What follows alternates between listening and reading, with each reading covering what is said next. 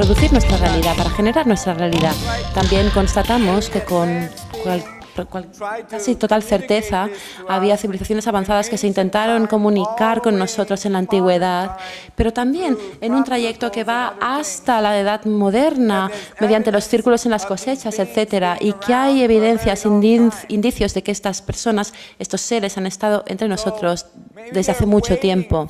Tal vez están esperando a que nosotros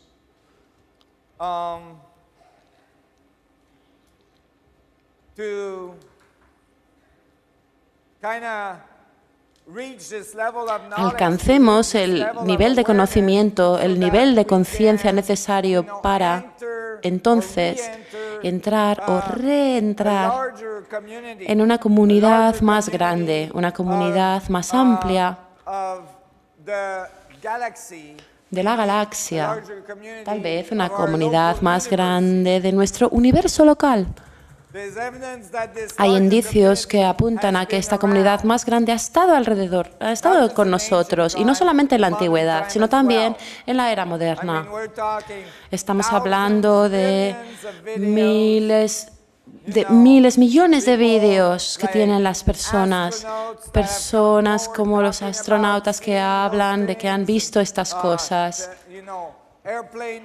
También pilotos de aeroplanos, personal de las altas esferas militares, incluso ellos hablan de esta gente, hablan de todo tipo de cosas que suceden en las instalaciones nucleares y que sucedieron, por ejemplo, durante la Guerra Fría. Tal vez la Guerra Fría fue fría no porque somos tan sabios y porque decidimos no dispararnos, no atacarnos, sino que hay nuevamente pruebas que dicen, y vienen de gente muy fiable de nuestra sociedad, que dice varias veces se apretó el botón, pero realmente podríamos haber saltado por los aires, pero no fue así.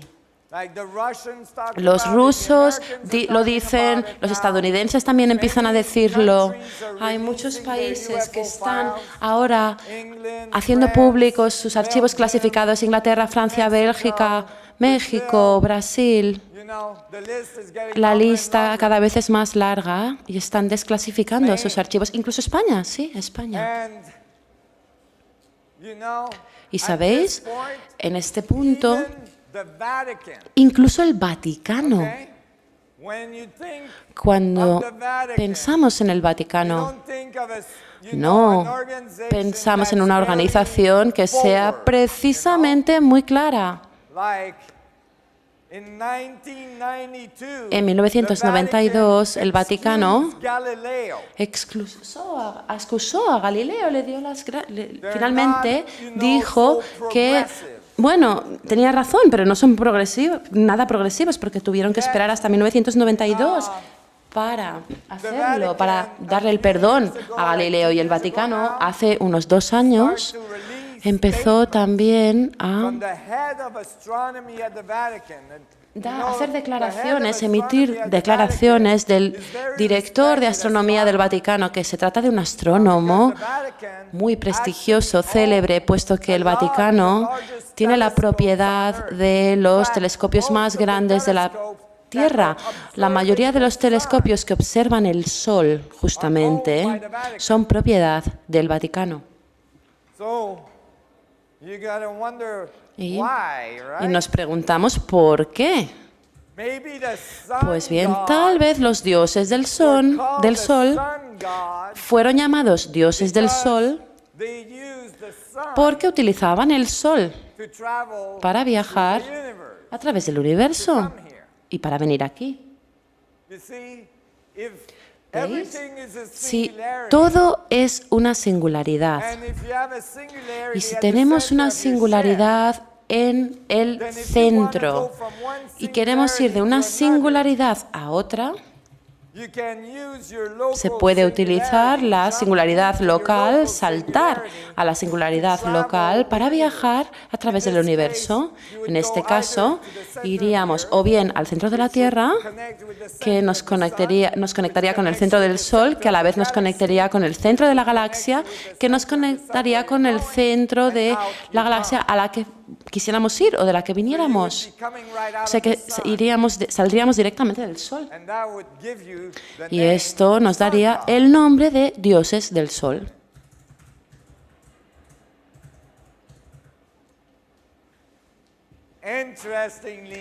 Resulta muy interesante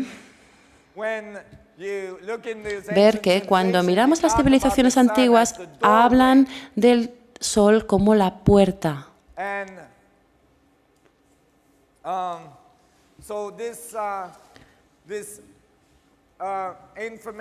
De hecho, esta información que lo aúna todo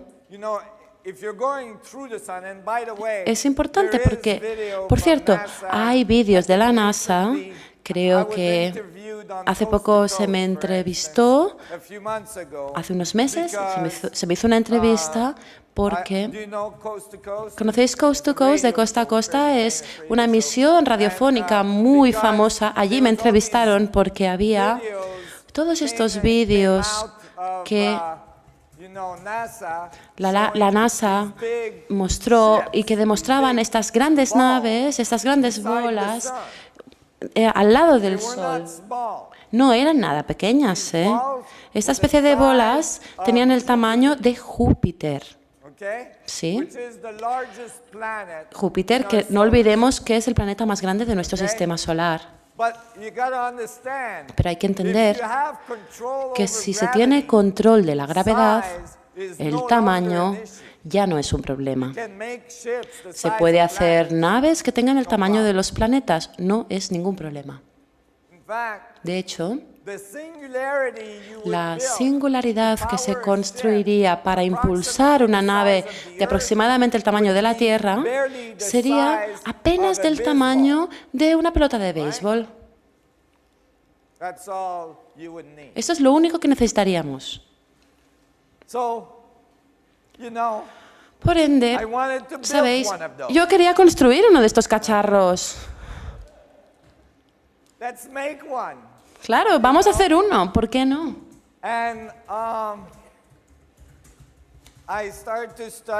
Y empecé a estudiar la dinámica de cómo debería construir tamaña embarcación o tamaño nave y empecé a observar los sistemas naturales.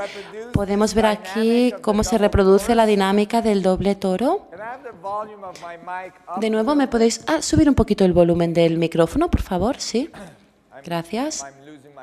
Porque me estoy quedando afónico. Y bueno, el caso es que aquí podéis ver esta dinámica que se observa en las galaxias. También os decía que se ha producido esto en el centro de las galaxias y en la materia se genera ahí.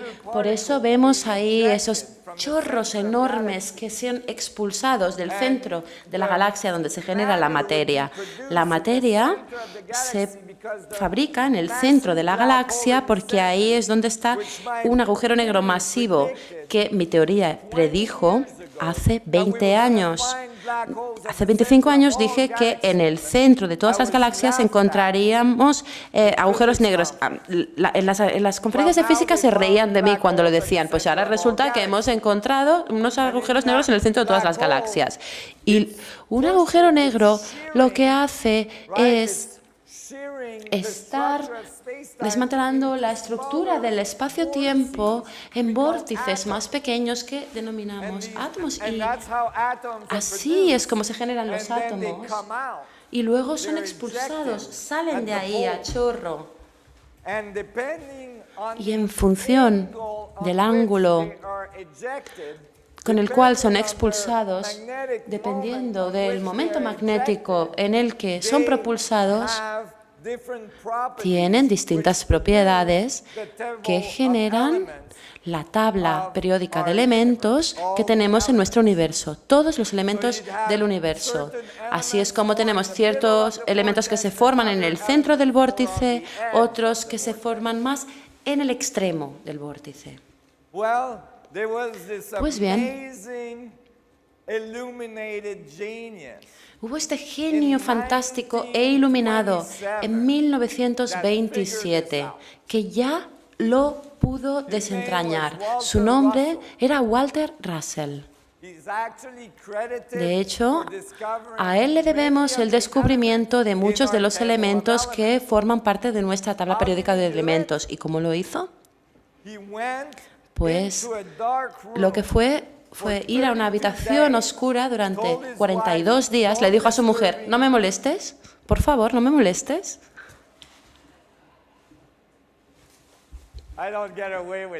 Bueno, siempre es, no sé, yo no lo puedo hacer. A mí no me sale bien cuando lo intento. A mí me dicen, sí, anda ya, tienes 2 hijos, no te dejo. Pero bueno, en cualquier caso, estaba ahí ese hombre ahí en la habitación oscura. Y en esa habitación, lo que hizo fue trazar una espiral. Y en dicha espiral fue construyendo los octavos de cada uno de los elementos. ¿De acuerdo? Y conforme iba generando estos octavos de los elementos, utilizando notas musicales, por cierto, se percató de que algunas de las notas faltaban. ¿Me estás filmando? No lo hagas, ¿eh? No me filmes, por favor. Bueno, el caso es que cuando consiguió todas las notas, se dio cuenta de que algunas faltaban y dijo, nos faltan algunos de los elementos. Y así fue como descubrió el plutonio, el neptunio, el tritonio, el deuterio, etc. Todos estos elementos que todavía no se habían aislado y algunos de estos elementos no se descubrieron hasta 10 años más tarde. Pero él, haciendo esto, poniéndolo sobre una espiral, se dio cuenta de que tenían que estar ahí, porque estaba mirando en los vórtices. Y si tienes bien las octavas, vas a ir logrando ahí los elementos. Muy bien, pues hay muchas personas que son conscientes del trabajo de Walter Russell. Si os interesa, deberíais leer uno de sus libros. Creo que es realmente bueno. Y se llama Suicidio Atómico, de Walter Russell. Se llama Suicidio Atómico porque muchos de los elementos que descubrió son elementos radioactivos que después se utilizaron para empezar a fabricar instalaciones nucleares. Y luego se sintió fatal al respecto y quiso advertir al mundo de que no debía utilizar eso para fabricar energía. Y en este libro describe mucha de la dinámica con la que opera el universo y llega a la conclusión de que el universo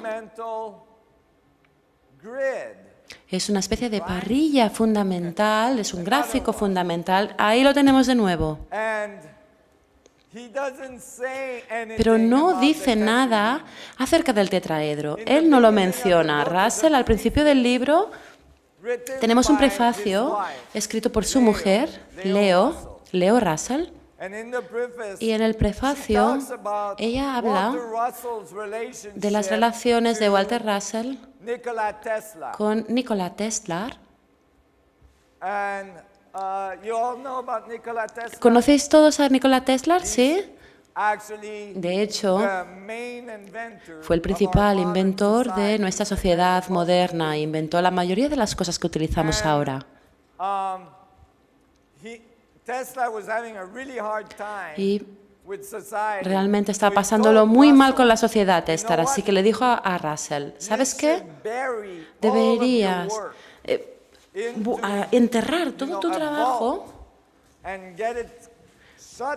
en una caja y cerrarla con órdenes de abrirla de aquí 1000 años. Porque la humanidad no está lista para tu trabajo.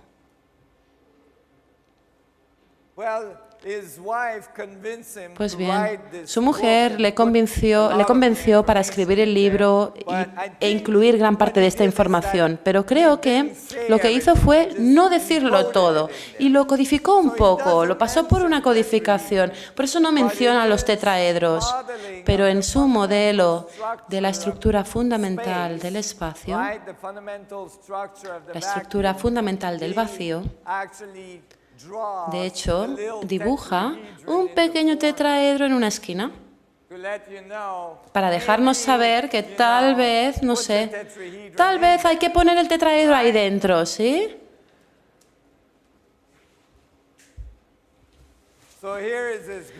Aquí tenemos este gráfico en el cual se describe la polarización de acción-reacción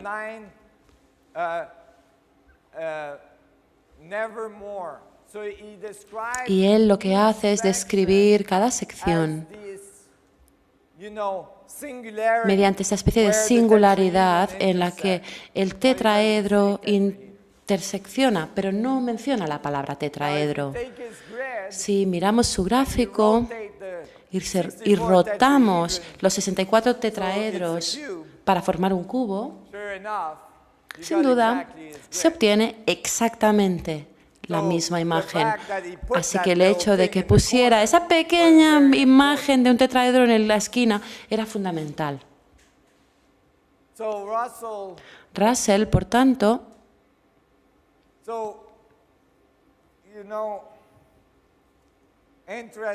sabéis, es muy interesante, porque ahora estaba pensando, muy bien, tenemos este toro doble, tenemos esta geometría del vacío, por un lado, pero ¿qué vamos a hacer con la tecnología? Pues bien, si cojo esta geometría y realizo un mapa de la estructura, la sobreestructura, puedo crear una estructura en red y puedo crear una cosa electromagnética que reproduzca la dinámica fundamental del vacío, esa dinámica del doble toro. Y lo hice.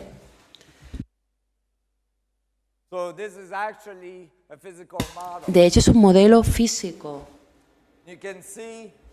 Aquí podéis ver que está hecho de 12 partes. ¿Os acordáis de 12 varillas? ¿Os acordáis del número 12?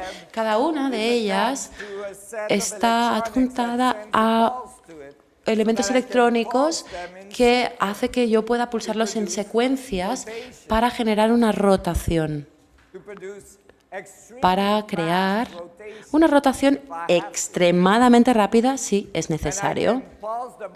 Y puedo pulsar la parte de abajo en una dirección y la parte de arriba en otra. Y en el centro tenemos un contenedor, una especie de recipiente de cristal que tiene gases en el interior.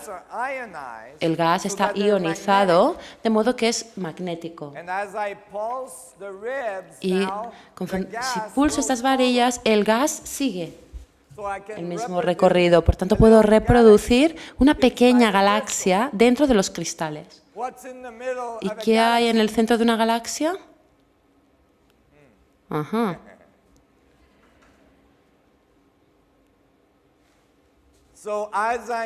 Por tanto, al hacer estos cálculos, me dije, tengo que hacer que gire muy rápido para poder crear esa singularidad. Como os podéis imaginar, tuve que empezar a hacer girar las cosas a unas velocidades 1.000.000 de veces más altas de las que tenemos ahora, a millones de revoluciones para poder lograrlo. Rápidamente me di cuenta de que no se puede darle la vuelta a un campo magnético como si fuera un imán. No se puede hacer tan rápido. Pero simplemente para daros una idea de lo cerca que estamos, la Agencia Europea o el Organismo Europeo hace unos años cogió un imán superconductivo, superconductor, y lo hizo girar a 500 revoluciones y se dio cuenta, a 5.000 revoluciones, y se dio cuenta de que empezaba a perder peso. Una cantidad pequeña de peso, pero solamente estaban girando a 5.000 revoluciones. Necesitamos millones de revoluciones, como os he dicho antes, pero podían girar a un superconductor a esa velocidad. Yo no, porque yo lo que estoy girando es plasma. Y eso es lo que hace el universo, por cierto, hace girar plasma.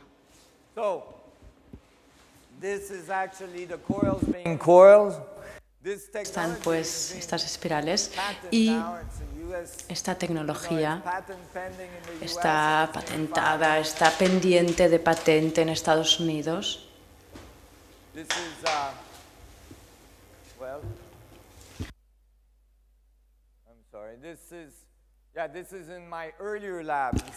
Y eso estaba en mi laboratorio en 1999. La mayoría de personas no sabe que también me dedico al hardware. Aquí está esta espiral y ahí estamos trabajando dentro para poner corriente en esos rollos para tener un campo magnético y después hago girar, hago rotar ese campo. Y al hacerlo,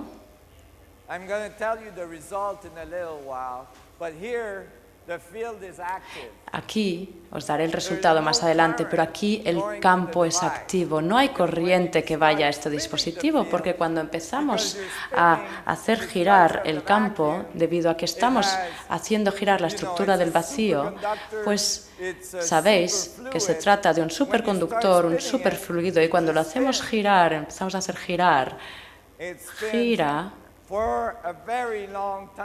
durante mucho tiempo. Podemos ver que la imagen es algo turbia o borrosa porque los fotones están girando. Cuando yo me dedicaba a esto, cuando estaba haciendo esto,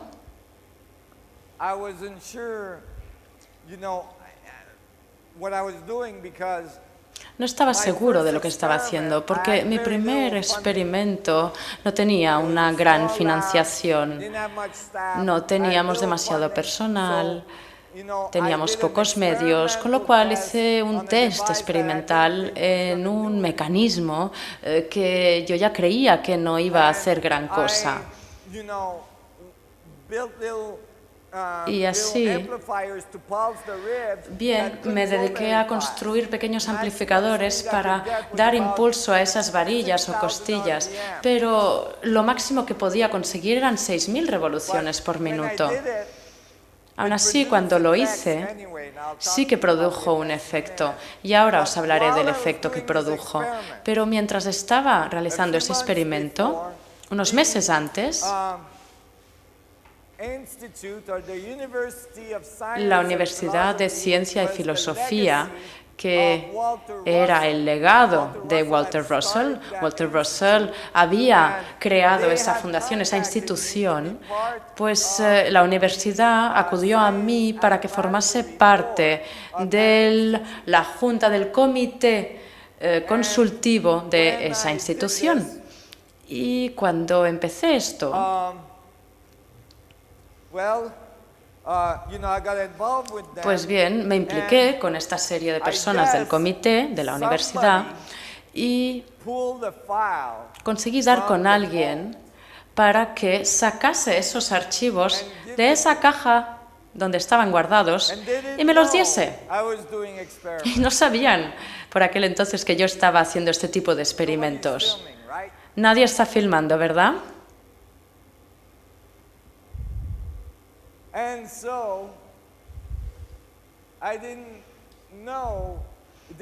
Así que, bien, ellos no sabían que yo estaba haciendo este tipo de experimentos. Y de pronto me cae entre manos este archivo de Russell, que Russell había guardado a buen recaudo, un archivo de 1927 con las huellas, con el mapa y el esquema de lo que él había construido por aquel entonces.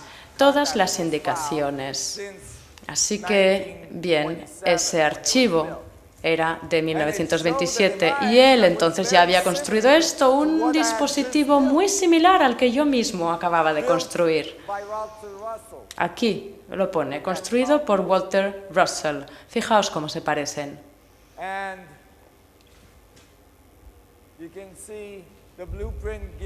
Aquí vemos que estas indicaciones, este esquema nos da todos los detalles de los ángulos, etc. Y ese archivo también tenía anexo un informe del laboratorio Westinghouse del 1927, cuando se puso a prueba ese dispositivo que había creado Russell. Y lo que hicieron ahí es que pusieron algo de agua en el contenedor, en el medio del dispositivo, con algunos minerales, y cuando le daban corriente al dispositivo, sucedían cosas, y en cada caso el gas resultante era diferente, lo cual significa que estaban transmutando elementos. Aquí tenemos un informe oficial de Westinghouse, que por aquel entonces era un laboratorio militar. Fijaos, de hecho, llaman a ese dispositivo un transmutador. La transmutación de elementos. Estamos hablando de 1927.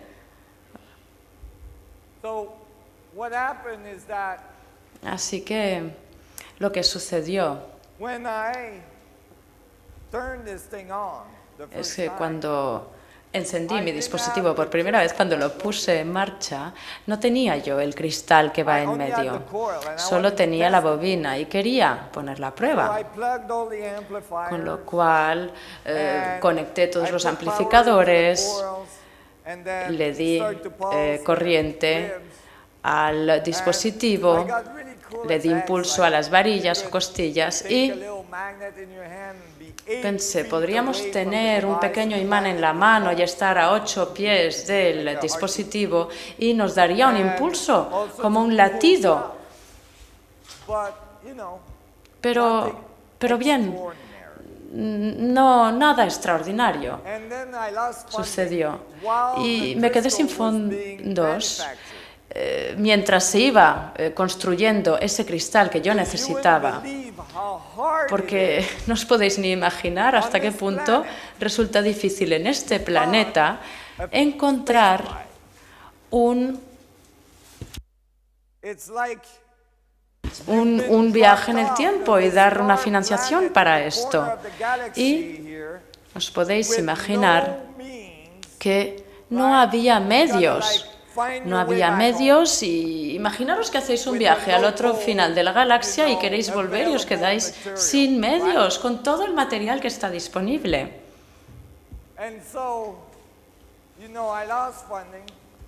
Así que bien, me quedé sin fondos, pero por suerte la fábrica de cristal acababa de finalizar, de conseguir ese cristal para mí. Lo recibí antes de tener que cerrar el laboratorio y no sabía qué hacer con él, no sabía dónde ponerlo. Así que lo puse en el centro de las bobinas, de la cámara donde iban las bobinas. Le di corriente durante 45 minutos. Ya lo había hecho meses antes de recibir el cristal. Pero en cualquier caso puse el cristal ahí, en el centro del dispositivo, y me fui a dormir. Por favor, ¿podéis apagar las cámaras al final de la sala? Gracias.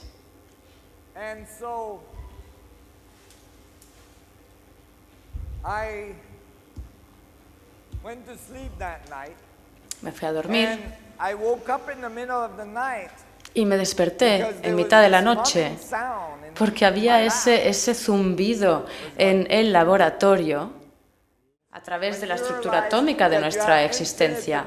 Cuando vemos que tenemos un potencial infinito de células, cuando vemos que cogemos un momento del día, aunque sean 10 a 15 minutos, para parar, detenernos y entrar dentro de nosotros, llegar a nuestra singularidad, a ese punto de densidad infinita que es el centro de nuestra existencia. Tomemos ese tiempo, porque ahí es cuando estamos conectando con lo demás, con la esencia de todas las cosas en el universo.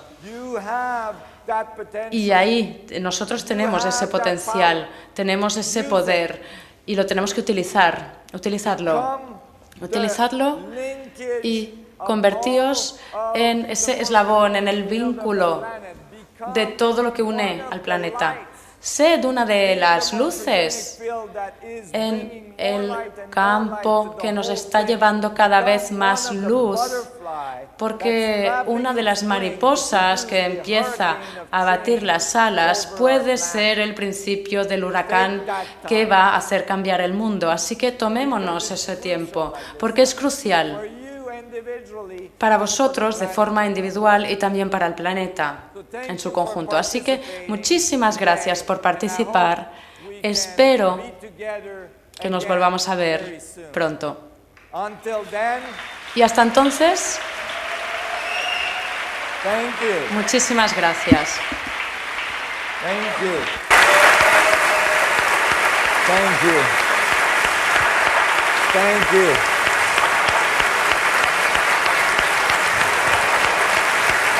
Thank you. Thank you so much. Thank you. Thank you so much. It's great to be with you. Thank you. Es fantástico haber pasado el día con vosotros. Muchísimas gracias de nuevo. Thank you. May the vacuum be with you. Que el vacío esté con vosotros.